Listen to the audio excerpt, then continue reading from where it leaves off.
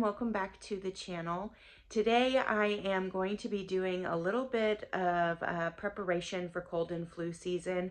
Typically I make a lot of elderberry syrups and tinctures and fire cider and all kinds of other preps, but this year I am pregnant, and since there's not a whole lot of information one way or the other on if elderberry is safe to use during pregnancy, I am just choosing for myself not to use elderberry during my pregnancy. Now I do have some elderberry tincture and syrup prepared for my husband in case he needs it, but I'm not going to be showing that in today's video. I do have a couple of videos that I did 2 years ago now, and I will link them in the description box for you. One of them shows you how to do 3 different elderberry preparations for cold and flu season, and the other one is about the fire cider that I make. Now, I think I could technically take fire cider, but I've been dealing with some heartburn with this pregnancy, and with the ingredients that are in my fire cider, I just am choosing not to make that this year. But one of the things I am going to be making, because if you're pregnant, there is no safe over-the-counter cough syrup. And so I'm going to be making my own cough syrup that is safe for me to consume while pregnant if I get sick or I get a sore throat. So that's what we're going to be working on today. And then I also wanted to show you what I have been doing. I've been drinking an adrenal cocktail in the afternoon pretty much every day. And the reason I'm doing that is because I'm a huge caffeine drinker, and I've been really trying to cut back on my caffeine. I'm still drinking 1 to 2 cups of coffee in the morning. So I'm not completely out of the caffeine, but I'm really trying to cut back. And even from that 1 to 2, I'm trying to get it down to just 1 cup of coffee a day. And the adrenal cocktails are really helping me with that. Plus, it's full of vitamins and minerals that I think is encouraging my immune system to be healthier for this cold and flu season while I'm pregnant as well. So I just wanted to kind of share with you. Every day my adrenal cocktail is just a little different depending on what I have on hand, but I'm going to show you the basic components of it, and I'll tell you some of the variations and what I have been doing to kind of mix things up and not get bored with it. So let's go ahead and get started. Okay, so what I have here is some lemons, some peeled ginger. I didn't peel it perfectly. Ginger's kind of a pain to peel, and you really don't necessarily have to peel it, but I don't like the peel getting loose in the syrup, so I peel as much of it as I can, and also some honey. Now, in an ideal world, this would be organic, raw, and unfiltered local honey, but I didn't get any local honey this year, and I was able to get this for a really good deal at Costco. And it's organic, raw, and unfiltered, so it will do. But this is just a cough syrup, a 3-ingredient cough syrup that I learned about somewhere on YouTube. I don't remember. I would give credit where it's due. Back in like 2017 or 18. And I have been making this pretty much every year since then. I really like it just as a regular cough syrup, and I also will add it to tea every now and then, just because it's got lemon and honey and ginger, and that's always good in tea anyways. But especially if I'm starting to not feel good, this is full of immune boosting vitamins and minerals, and it tastes really good too. So what I'm doing is I'm just slicing my ginger really thin, and I will do the same thing with the lemon. And then from there, it's one of the easiest processes in the world. You just layer your lemon, your ginger, and your honey in your jar.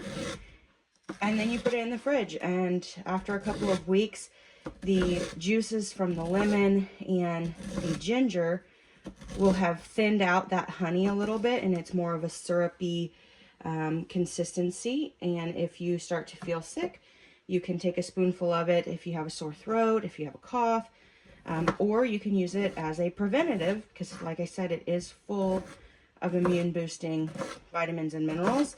And so you could take a spoonful in your morning tea, or I guess you could put it in coffee. I've never tried it in coffee.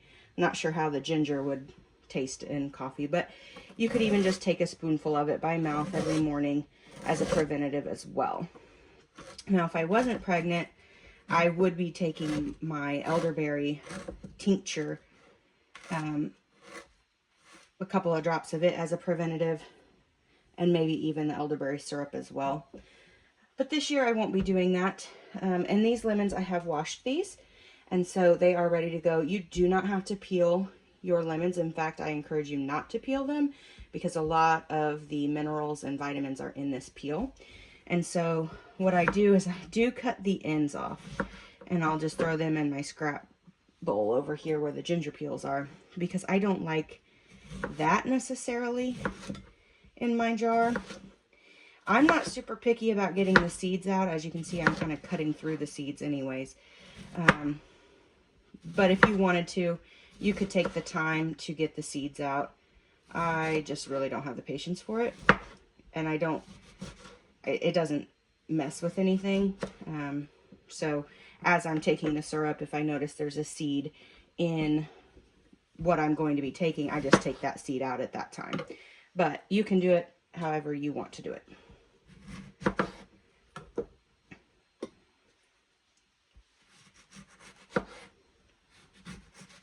And it is best to try and get organic lemons and organic ginger. Well, just for obvious reasons, fewer pesticides and chemicals and things like that. But if you can't, I would just encourage you to make sure everything that you're consuming is really well washed, and do the best you can with what you've got. That's kind of always been my mentality. So, like I said, we're just going to layer them, and I am using a quart jar, a wide mouth. Wide mouth just makes it easier to get the lemon slices in, but if you don't have a wide mouth jar, you can use literally any container. You could use a bowl with a lid. It doesn't matter. You just want to make sure you're layering the lemon and the ginger, and I will do a couple of layers of the lemon and the ginger before I will pour honey.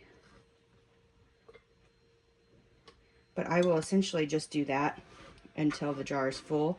I will likely have to cut up some more lemon, but I didn't want to cut too much at once. So we'll see here. Okay, I'll fill it about halfway, and I do think this is a new honey, so I'll have to open that. Okay, and then you're just going to pour the honey in. It'll probably take this entire container of honey. I'll stop about right there.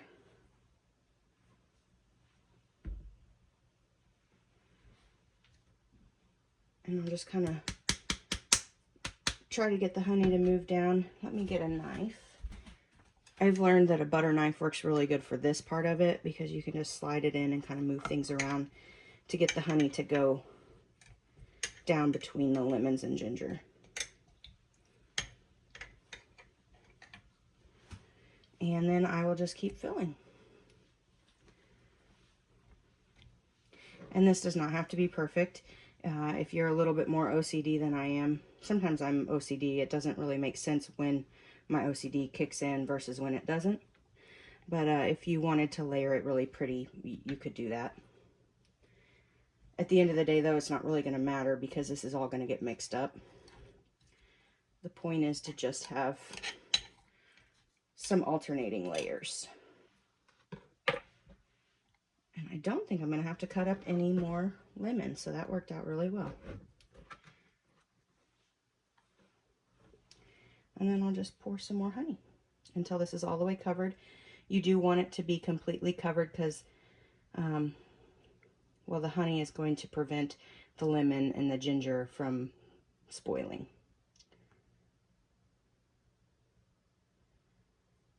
And this jar will last my family all winter long. And assuming we don't have a massive amount of sickness, but let's say that we do, or that we need to end up replenishing, you can just continue to add honey to the jar, and the lemon and ginger will continue to ferment in that honey. You could always add a couple slices of fresh lemon or ginger. You don't have to necessarily, but the point is the lemon and the ginger is not going to go bad. So you don't have to remove it. The honey is going to preserve everything that's in there. And I'm not even entirely sure that you have to refrigerate it, but I do refrigerate mine. I like it cold, especially if I've got a sore throat. I think it feels better. So I think that's about it. I'll get this rim cleaned off and then put a lid and a ring around it. It'll go in the fridge and it'll be ready for us in a couple weeks. Okay, so I've got everything out here to make my adrenal cocktail. If you're not familiar with what an adrenal cocktail is, it's just a nutrient-rich drink that is designed to help improve all functions of your adrenal gland. So if you suffer from adrenal fatigue, seasonal depression, caffeine addiction, hormonal imbalance, a lot of times this is recommended or encouraged. There is some conflicting information out there on whether or not it's actually effective or if it's more of a placebo effect. But I've been drinking it for about 2 months now, every day. And I can tell you that my caffeine requirement has dramatically decreased. I went from drinking way too much caffeine to only 1 or 2 cups. So I don't know if it's a placebo or if it's, you know, actually my body reacting to all of the nutrients. But either way, I feel better, so I'm going to keep doing it. And it's not bad to fill your body with all these nutrients. So I guess what I'm saying is I believe in it, and I'm going to do it. Now, I wouldn't put, well, this is just sitting out because I just made it. But I wouldn't put all of this in every single adrenal cocktail that I make. Most of this is going to be filled with water. And in fact, what I started with was a little bit of warm water and about 1/2 tablespoon of honey. And I dissolved the honey in that warm water. So that's how I start. And then from there, I guess what I would add next is a little bit of cream of tartar. And if you read the ingredients back here and the nutrient information, the biggest benefit of this is that potassium. So there's 165 milligrams of potassium in a serving of cream of tartar. And potassium is very good for adrenal function. And so I don't even measure. That's not the side I want. I just put, oh, I don't know, a teaspoon or 2 in. And then from there, 2 of my favorite things to add, a little bit of organic ginger juice and a little bit of organic lemon juice. And when I say a little bit, I mean like a tablespoon of lemon juice and maybe 1/2 tablespoon of ginger juice. I don't add very much at all. You don't want it to get too acidic because number one, that's bad for the enamel on your teeth. It also can be damaging to your gut if it's too acidic. The next thing I want to add is that ginger juice.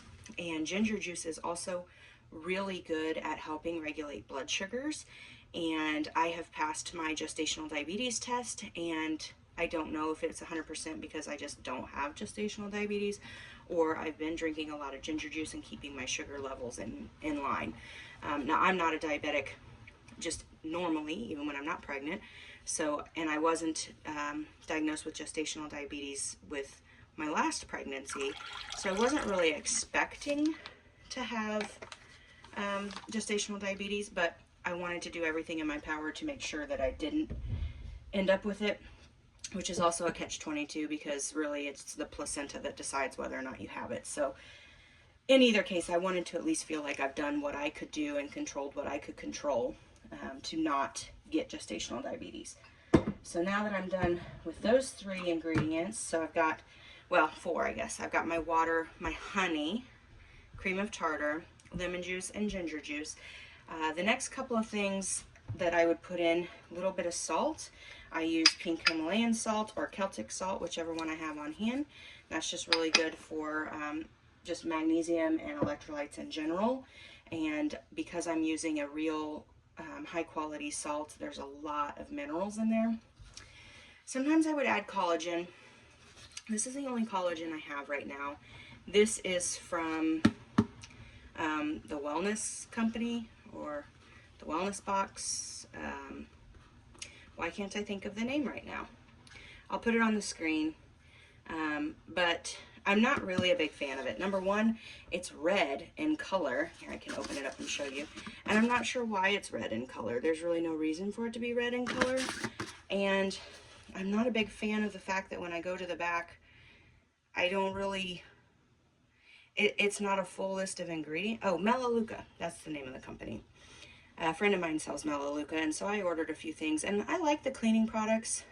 I don't like that they make you have to spend a certain amount each month to continue your membership, because in all reality that just costs me more money. I don't use that much every month.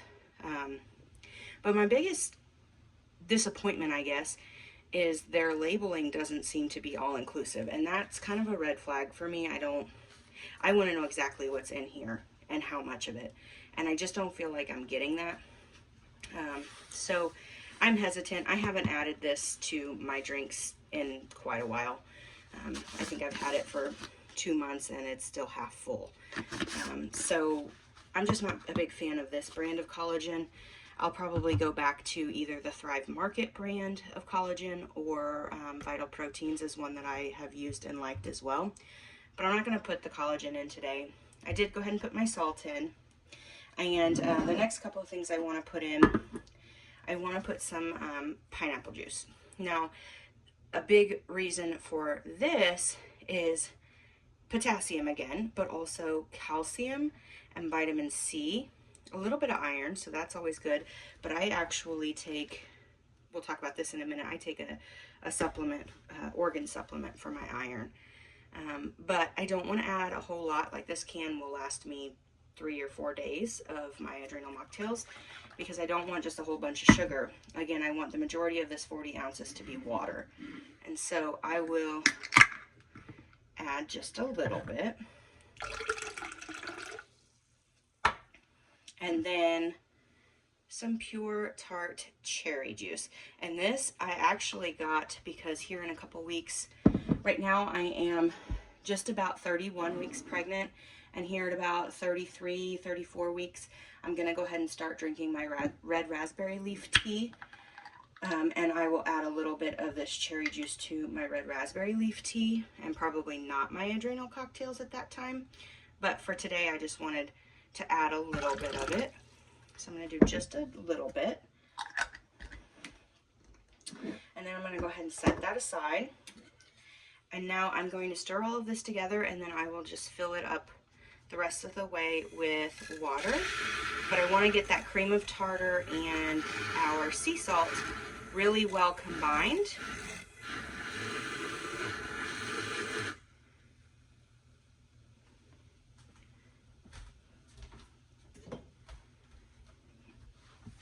Okay, and then I'm going to add in some ice, and I'll go fill this up the rest of the way with water, and then we'll talk about some of the supplements I've been taking and what my plans are after delivering the baby as far as supplementation goes.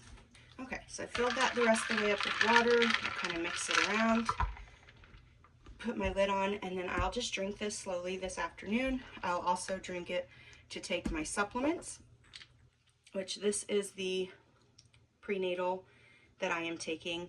Do your own research. I am not a doctor. I'm not a healthcare provider in any way, shape, or form, but this is the one that I have chosen to go with, and I really like this prenatal.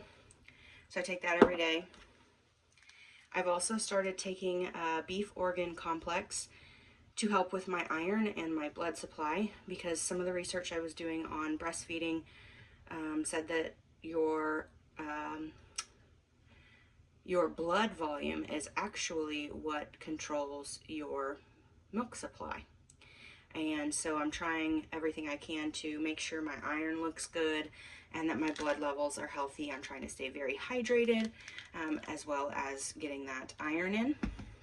And then I have, for about the last 2 years, I've been taking a vitamin D3 supplement. So the reason I am taking that vitamin D3 is in 2022, I got just really frustrated with the fact that it had been about 2 years since I'd given birth to my son, and I was not able to lose the weight. I gained over 60 pounds. I think I actually gained closer to 75 pounds, maybe 80 pounds with that pregnancy. A lot of weight. I was a very healthy individual leading up to that pregnancy, worked out all the time, ate very healthy and clean.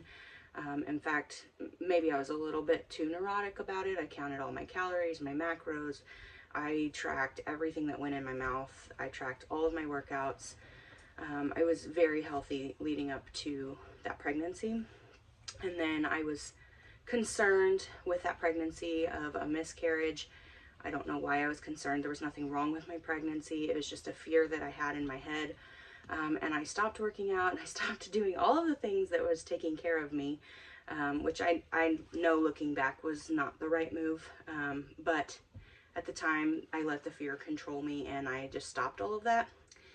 And I gained a massive amount of weight with that pregnancy and was not able to lose it afterwards. I would lose maybe about 20 or 30 pounds of it, but then nothing.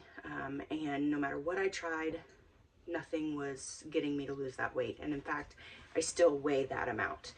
So in 2022, I went to my doctor and I had a full panel of blood work done, trying to figure out, do I have a hormonal imbalance? Do I have a nutrient deficiency? What is going on in do I have diabetes? Like, what is going on? And everything came back really, really good. Like, all of my levels were within the normal range. And the only thing that was off was I was extremely deficient in vitamin D. So my doctor encouraged me to get on a vitamin D supplement. And so I did, but with that I also did a lot of research, and it turns out the majority of us are deficient in vitamin D, and some of us more so than others, but most likely you are also deficient in vitamin D. It's just a very common thing. And so I started taking a vitamin D3 supplement, and I noticed a few things right away. I noticed my sleep was improving. I noticed my attitude was improving. I wasn't as stressed out. I wasn't as overwhelmed or anxious. And so for the last 2 years, I've been taking vitamin D, and I will continue to take a vitamin D supplement.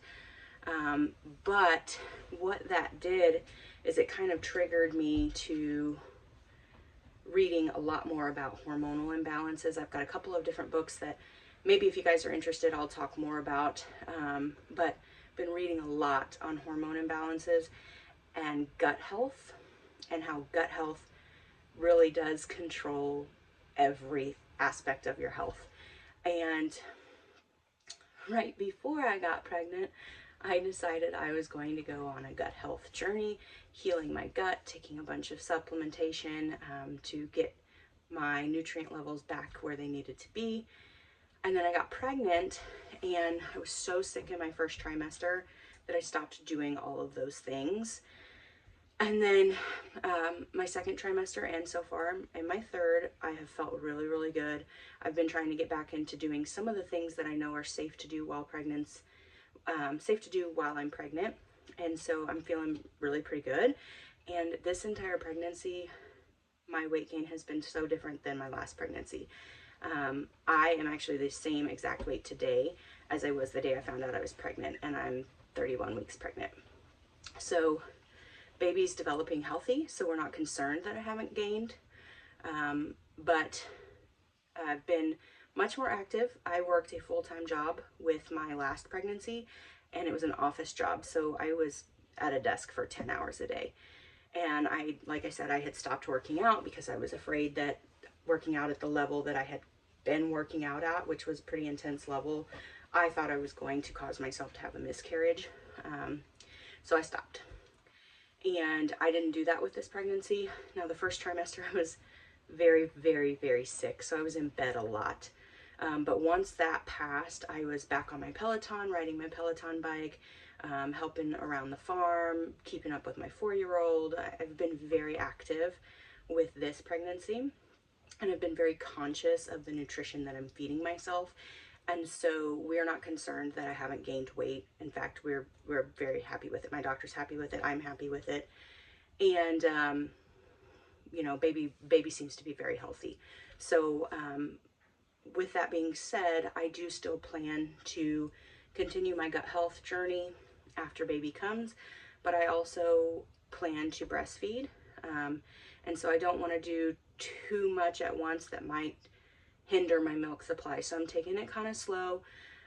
But that might be something that I share on this channel as well, is trying to get my hormones back in balance, because and I could be wrong, I'm not a healthcare provider, I'm not sports medicine, I'm not a nutrition expert, I'm not an herbalist, I'm not any of those things, but I have done a lot of reading and a lot of research, and I really truly feel like the reason I'm not able to lose the weight that I gained during my last pregnancy is because my gut is not performing at its potential, its fullest potential.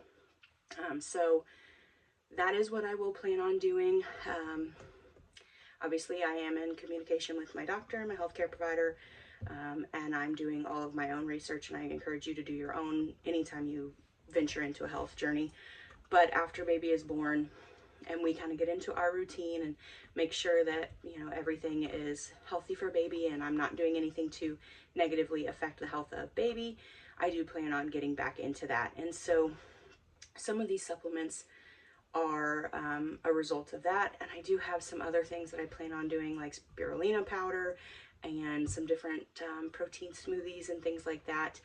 And so I'll kind of bring you along for that journey, but for right now, my goal is not weight loss, my goal is not to not gain weight, my goal is to just be as healthy as I can for baby and this pregnancy. And I'm continuing to stretch and ride my Peloton and go for walks and just try to take good care of myself and baby right now. So anyways, that was kind of a long-winded answer as to why I'm doing all of these things.